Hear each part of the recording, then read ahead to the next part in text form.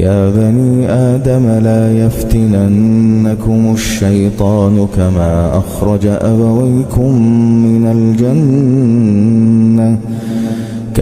أخرج أبويكم من الجنة ينزع عنهما لباسهما ليريهما سوآتهما إنه يراكم هو وقبيله من حيث لا ترونهم